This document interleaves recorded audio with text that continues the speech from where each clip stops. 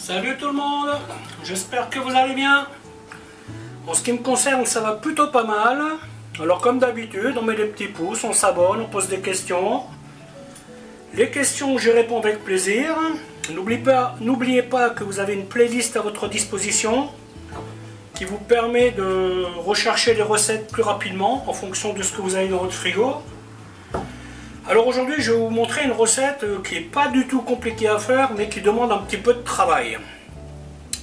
Ce sont des célestines au fromage. Alors pour ce faire, il faut des crêpes, il faut de la sauce béchamel à farcir, épaisse, du jambon, des champignons, du fromage. Une fois que vous avez tout prêt, ça va bien, mais après, bon, par contre, il faut préparer. Alors aujourd'hui, je fais le choix de mettre les champignons crus dans ma sauce. Je n'ai pas envie de les faire sauter ou ça. Je vais les mettre tels quels dans ma sauce. Voilà, écoutez, je vais vous montrer comment faire tout ça. A tout de suite. Donc voilà, ici j'ai 190 g de farine. Donc je vais faire mon petit puits là, hop. Tac. Je mets 2 œufs.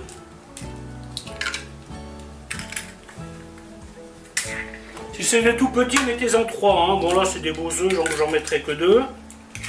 Voilà. Ensuite, je vais y mettre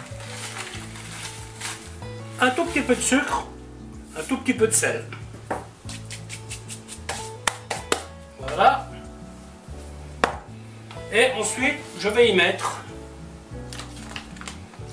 ma bière. Et après, je vais commencer à mélanger.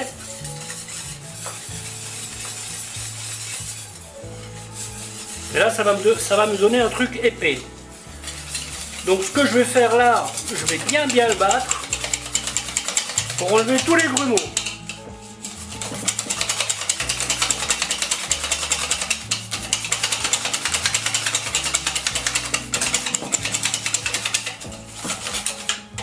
Voilà, je racle bien les bords.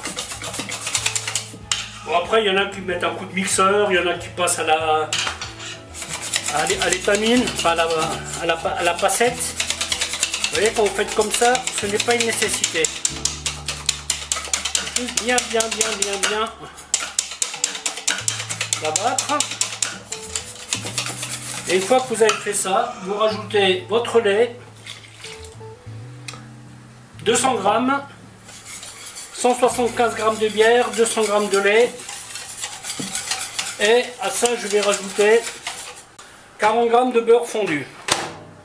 Alors surtout, quand vous faites une pâte à crêpes, pensez toujours à la laisser reposer, au moins 1 heure. Alors bien entendu, après repos, elle va épaissir légèrement. Si vous considérez qu'elle est trop épaisse, vous rajoutez tout simplement un peu de lait. Elle ne sera pas trop liquide, ça c'est sûr, si vous respectez cette proportion-là. Comment tester la consistance? Voilà, vous voyez, ça coule doucement. Et cette pâte, bien entendu, comme dit, elle va encore épaissir. Pour les célestines, nous recherchons une béchamel à farcir. Elle sera donc très épaisse. Nous avons donc 80 g de beurre sur 80 g de farine pour 1 demi-litre de lait. Attention, on ne laisse pas colorer. C'est une sauce blanche, ne l'oublions pas. Voilà, et donc là on va cuire le roux. On baisse le feu. Le principe de la sauce épaisse et la sauce liquide est le même. C'est juste que épais, elle demande un peu plus d'attention. Parce que vous verrez, ça va être une vraie pâte quand je mettrai le lait dedans. Donc là vous avez 2 options. Vous avez l'option lait bouillant dans le roux froid ou lait froid dans le roux chaud. Je préfère avoir le lait bouillant parce que la sauce sera portée plus rapidement à ébullition et du coup on limite le risque qu'elle accroche. Vous voyez, si vous mettez le lait froid, il faut le chauffer avant qu'il commence à bouillir évidemment. Donc moi je préfère l'option lait bouillant.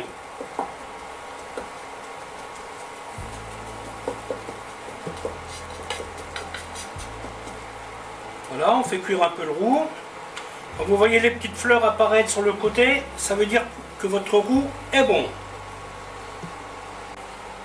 On le laisse refroidir. Voilà, voilà, le lait bout. Bien entendu, on reste à côté, hein. Hop. Et on le verse dans le roux froid.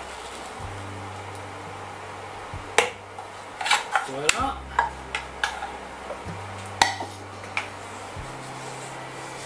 Là, vous allez voir, ça va devenir très vite épais. Je vais tout de suite baisser mon feu. Mettre un petit coup de fouet.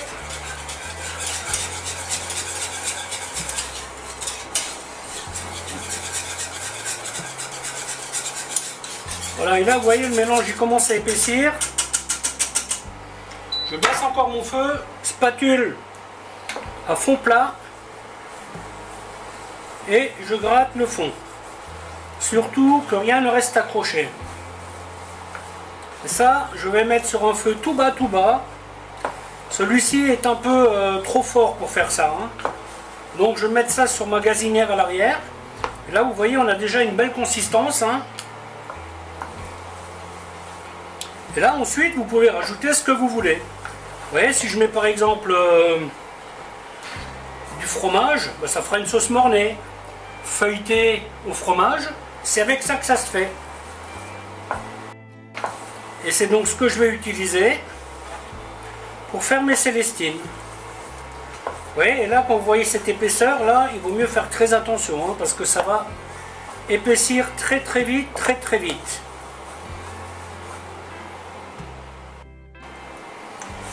Voilà, voilà.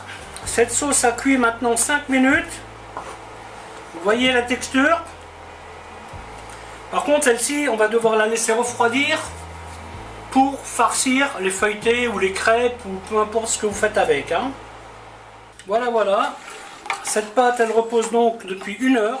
Vous voyez, la consistance, elle me va. Rien à rajouter. On va donc attaquer la cuisson.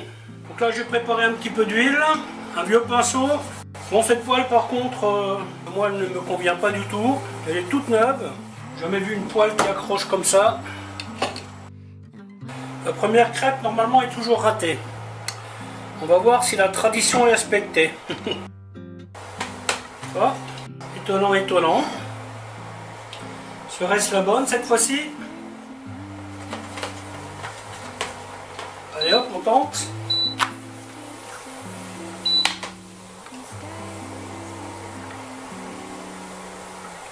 Eh ben non, elle ne sera pas ratée.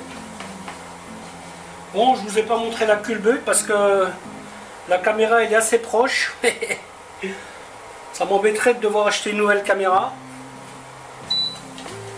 Bon, a priori, on dirait qu'elle s'est faite la poêle. Parce que là, j'en suis à mes 5e crêpes. Donc on laisse cuire. La vraie crêpe, hein, n'est pas vraiment colorée, hein, d'accord? Voilà, quelques minutes de chaque côté. Et pareil, hein, on la fait assez fine. Hein. On laisse chauffer à chaque fois.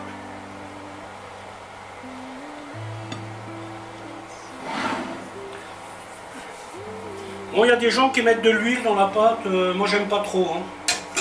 Je préfère les faire au beurre. C'est quand même meilleur au goût, le beurre. Hein.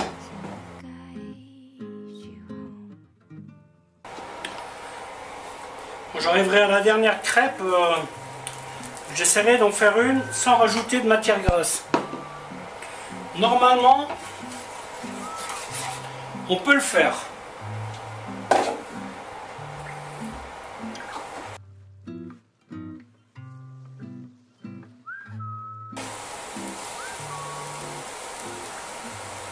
Ça c'est un truc, en Italie on faisait ça en quantité industrielle. Hein. Bon, par contre, on ne faisait pas en forme de célestine, hein. On faisait des longues crêpes farcies, des longs rouleaux, et on les tranchait et on les terminait avec de la sauce tomate. Alors ça, ce truc-là, vous pouvez le manger tout simplement avec une salade. Hein.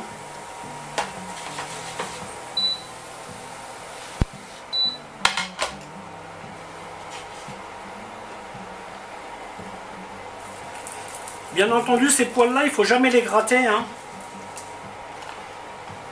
Bien entendu, poêle à crêpes, c'est une poêle où on fait que des crêpes avec. Hein. Ne vous amusez pas à faire d'autres choses. Vous allez le regretter. Éventuellement un œuf au plat, on va dire, ça passe.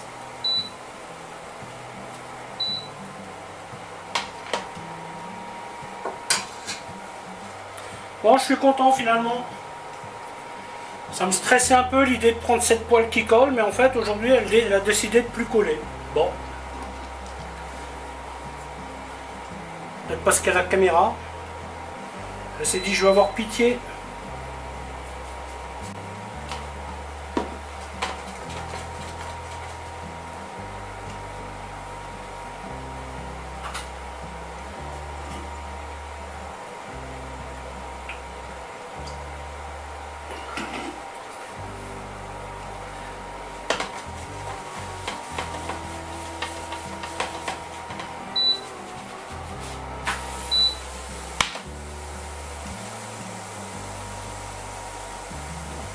Ouais, j'arrive pas à les flipper ici parce que en fait c'est trop haut. Là mon plan de travail il est à peu près il est quasiment 1 mètre. Il faut en essayer une mais je suis pas sûr que ça va marcher.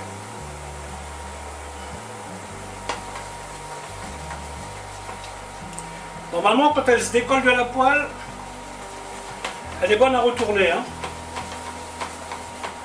Attends, je vais une fois essayer. Est-ce que j'y arrive? Hop. Ah! Vous voyez, c'était limite. Hein.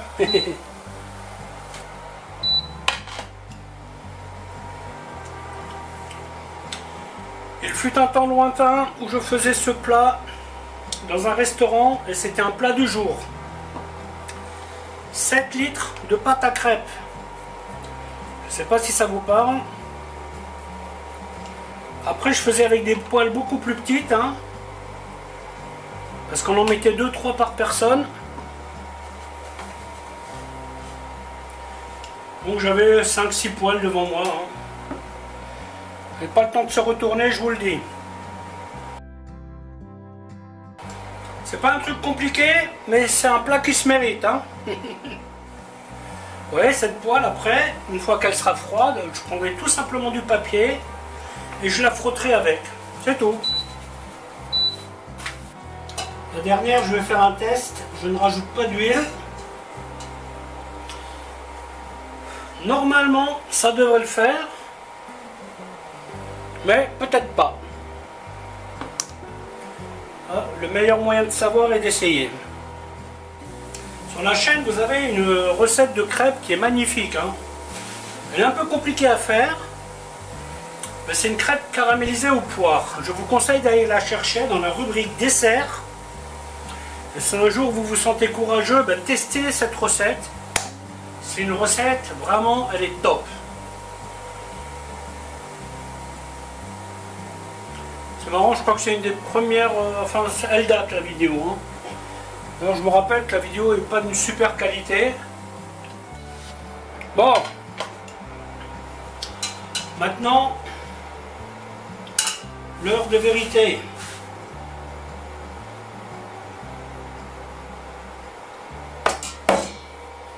Bien laisser chauffer. Une poêle à crêpes, normalement, vous n'avez pas besoin de mettre de la matière grasse à chaque fois. Hein. Ça, il faut savoir. Hein, vous pouvez très bien en mettre une fois toutes les 3-4 crêpes. Maintenant, est-ce que cette poêle va me le permettre? Je ne sais pas. Je vais donc essayer. Sacrifice d'une crêpe.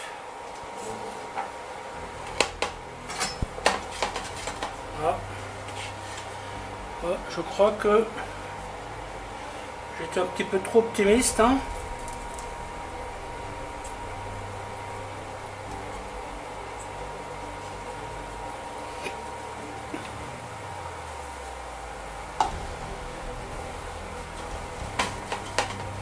Ouais. Excès d'optimisme. Alors, hop. Et hop. Bon, on a réussi à la sauver. Ok, donc, première chose. Là, j'ai dû compter un petit reste. Je vais l'utiliser. Je vais y rajouter un petit peu de mozzarella. Voilà. Alors cette recette de sauce là, vous pouvez la faire aussi en feuilleté. Hein. Vous pouvez la faire en feuilleté, en feuille de brique. C'est vraiment un truc sympathique. Hein. Ensuite, prendre un bon morceau de jambon. Hop. Décoiner, dégraisser. Je vais le couper en petits cubes. Alors bien sûr, vous pouvez prendre le jambon en tranches hein, si vous voulez. Hein. Moi je suis tombé sur celui-là l'autre jour. 30% de réduction. Voilà. En général, quand je tombe là-dessus, j'hésite pas. Hein. Après, bon, c'est un truc cher à la base. Hein, donc ça reste quand même un certain coût. Hein. Voilà, vous voyez, je coupe des morceaux plutôt sympathiques. Hein. L'équivalent d'une macédoine, grosso modo. Donc là, pareil, hein, je ne vais pas rajouter de sel. Comme la béchamel est déjà salée, le jambon est salé, le fromage est salé. Du coup, on n'y met pas de sel. Voilà. Les champignons, je vais les couper assez fin.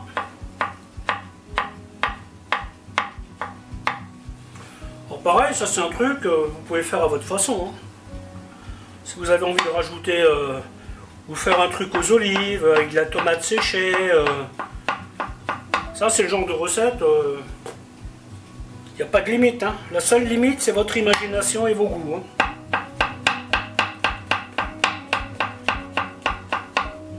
Alors comme dit le champignon, vous pouvez aussi le faire sauter au beurre avant. Hein. Oui, avec des échalotes et ça, mais aujourd'hui je vais faire la façon simple. Hein. Parce qu'aujourd'hui je vais tourner 3 ou 4 vidéos autour du même thème. Je ne vais donc pas me compliquer la vie. En plus c'est un goût sympathique je trouve, hein, quand le champignon il cuit dans la sauce. Hein. Et là pour une fois j'ai trouvé des beaux champignons.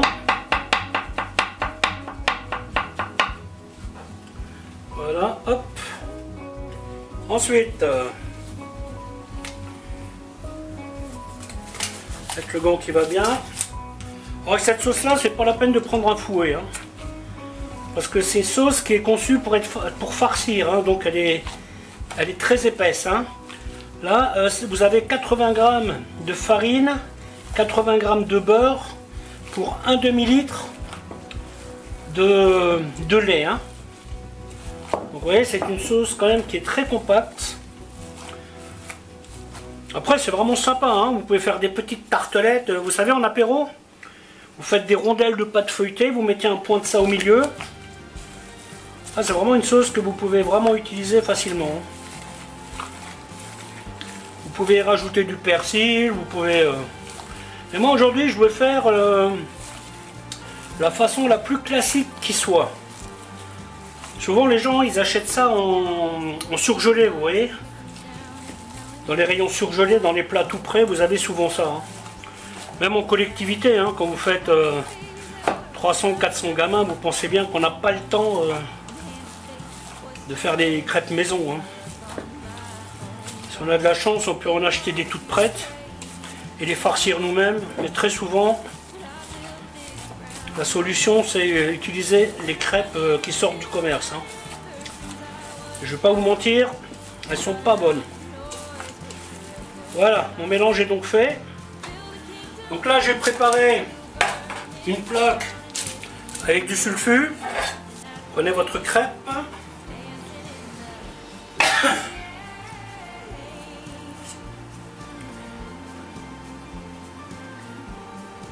voyez, vous ne mettez pas tout à fait au milieu, hein. Vous mettez votre sauce.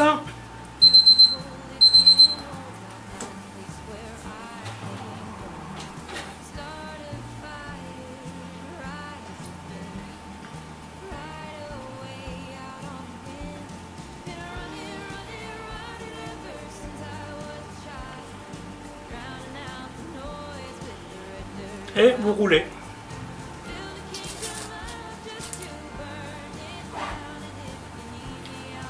Vous voyez, en Italie, ce qu'on faisait, parce que c'est un truc qu'on vendait pas mal, on faisait une longue bande de crêpes comme ça. Vous voyez, hop, on la farcissait et après on coupait les tranches. J'ai une petite préférence pour cette façon de faire là.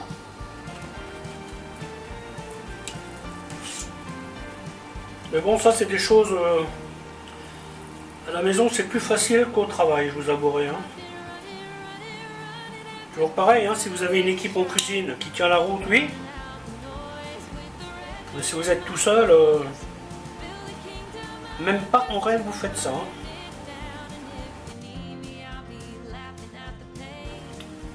Vous voyez, ça c'est le genre de recette. C'est du travail, c'est vrai. Mais ça coûte pas grand chose. Hein. Ce n'est pas une nécessité de toujours dépenser beaucoup d'argent, hein, surtout quand on est une famille. Hein. Et ça, en général, les enfants, ils adorent ça. Hein. C'est le genre de plat.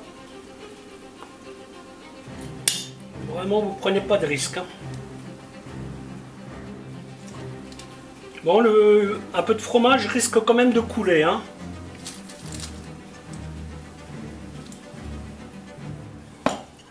Voilà le résultat. Bon, il me reste pas mal de choses, mais ça, j'ai pas d'inquiétude. Hein. Je vais facilement réussir à en faire quelque chose. Quitte même à la congeler pour faire des feuilletés un jour. En plus, j'ai de la pâte feuilletée dans mon congélateur. C'est un truc qui va bien. Donc là, vous allumez votre four à 180 degrés et vous mettez ces feuilletés dedans. Enfin, ces feuilletés. Ces célestines dedans. Parce que ce truc-là, on appelle ça des célestines. Hein. Je pense une vingtaine de minutes. La crêpe, elle va croustiller un peu à la sortie. Vous pouvez manger ça avec de la salade. Le restaurant où je travaillais, en fait, on mettait ça dans un plat à gratin et on y mettait du coulis de tomate autour et de la mozzarella par-dessus et on mettait ça au four comme ça. Donc c'est aussi une version qui est sympathique. Voilà, ben écoutez, la vidéo va s'arrêter là, en espérant qu'elle vous aura plu. Alors je vous dis à bientôt pour une autre recette. Bye bye.